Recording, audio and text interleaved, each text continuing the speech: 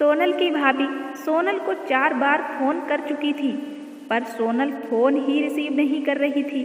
बाद में जब सोनल किचन से बाहर आई तो देखा उसकी भाभी के 4 मिस कॉल हैं लगातार।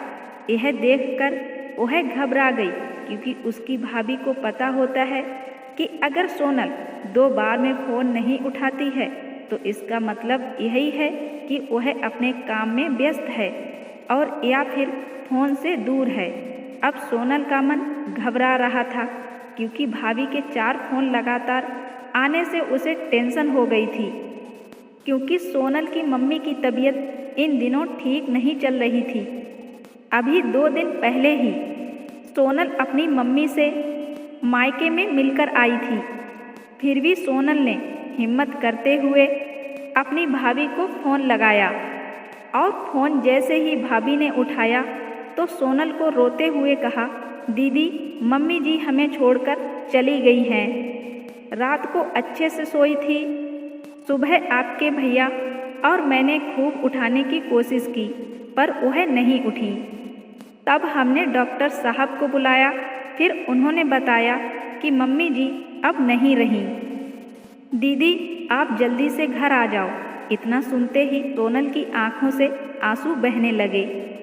पापा तो पहले ही उसे छोड़कर जा चुके थे और अब उसकी माँ भी नहीं रही। सोनल तो बिल्कुल ही बेहाल हो चुकी थी। अब सोनल ने रोते रोते यह बात सक्षम अपने पति को बताई, तो सक्षम ने उसे संभाला और उसे जल्दी से कार में बिठाकर मायके ले गया। सोनल जैसे ही अपने घर पहुंची तो अपने माँ के शरीर को देखकर उससे लिपट गई और खूब रोई। आखिर में सक्षम ने उसे किसी तरह समझाया और माँ का अंतिम संस्कार किया। सारे विधि विधान होने के बाद भी सोनल की रुलाई रुकी नहीं। उसे अपनी माँ की बहुत याद आ रही थी। तब सोनल की मौसी ने उसके आंसू पोंछे और उसे संभाला और कहा, सोनल बेटा ऐसे दुखी मत हो। दीदी नहीं रही तो क्या हुआ, मैं हूँ ना तेरी मौसी। मेरा घर भी तेरा मायका है। तेरा जब मन करे तब आ जाना अपनी मौसी के पास। वैसे कहते भी तो है ना, मौसी मतलब माँ जैसी। बेटी मैं तेरा दर्द समझ सकती हूँ, क्योंकि तेरे पापा तो पहले ही तुझे छोड़कर जा चुके हैं और आज दीदी भी चली गई हैं। कहते हैं ना कि माँ के जाने के बाद तो लड़कियों का मायका ही छूट जाता है।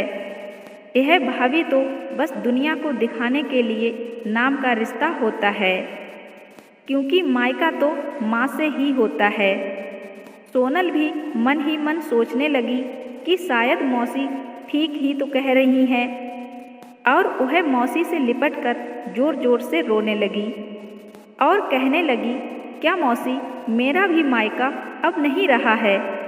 तभी सोनल की भाभी दूर बैठी दोनों की बातें सुन रही थी। पहले तो भाभी ने सोनल को चुप कराया और फिर उसे दिलासा दी। फिर भाभी ने मौसी से कहा कि मौसी जी आपने यह कैसे कह दिया कि मायका केवल माँ से ही होता है। मैं मानती हूँ कि माँ का स्थान कोई नहीं ले सकता है, लेकिन अभी दीदी के भैया भाभी जिंदा हैं और जब तक हम हैं दीदी का मायका हमेशा बना रहेगा।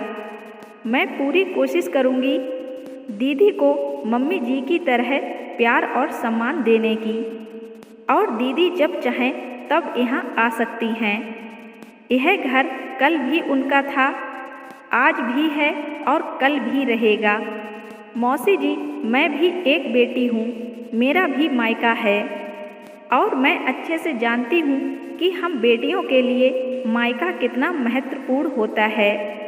मौसी जी आप दीदी को अपने घर जरूर बुलाइए, पर उन्हें अपने भैया भाभी के प्यार से दूर मत करिए। तभी मौसी जी ने कहा, बहू आज के ज़माने में तेरी जैसी सोच रखने वाली भाभी बहुत कम मिलती हैं, मुझे माफ़ कर दे। मैंने सोनल को गलत राह दिखाई।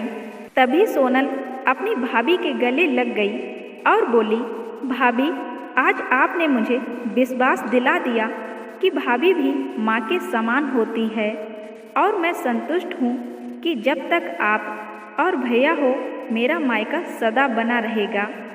और किसी ने कहा है ना कि भाभी माँ के समान होती है।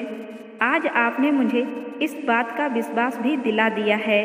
आप जैसी भाभी सब लड़कियों को मिले और सबकी सोच आपकी तरह हो। भाभी, आप जैसी भाभी होने से किसी लड़की का मायका नहीं छूटेगा। कोई यह नहीं कहेगा कि माँ से ही मायका होता है। अगर आप जैसी भाभी हो तो हर लड़की का मायका बना रहता है।